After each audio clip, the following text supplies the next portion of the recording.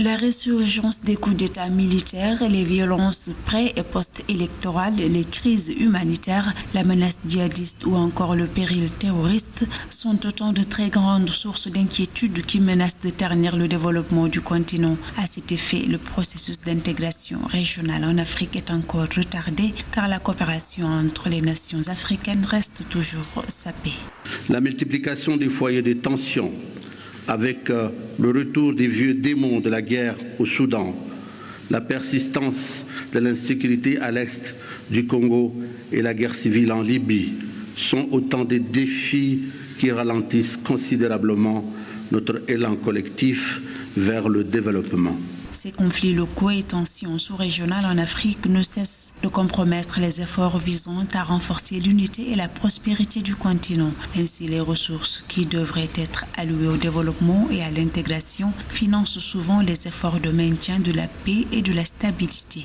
En Afrique, une exclusion réelle, manque de représentation réelle est la cause principale de la violence, des conflits de la violence. Il est donc la responsabilité des décideurs, des politiques, de comprendre ces vecteurs et de rendre ces processus de politique plus inclusifs pour la jeunesse en Afrique. Pour surmonter les obstacles auxquels fait face le continent africain, les instances telles que le Conseil de sécurité de l'Union africaine et les communautés économiques régionales tentent de répondre rapidement et de manière adéquate aux crises. Toutefois, les dirigeants africains préconisent des méthodes de résolution pacifique et durable. Pour avoir la souveraineté économique, vous ne pouvez pas le faire sans un accord, une complicité positive avec le monde des affaires. Nous sommes interdépendants et interliés. Que chacun réfléchisse et n'agisse pas par procuration des autres.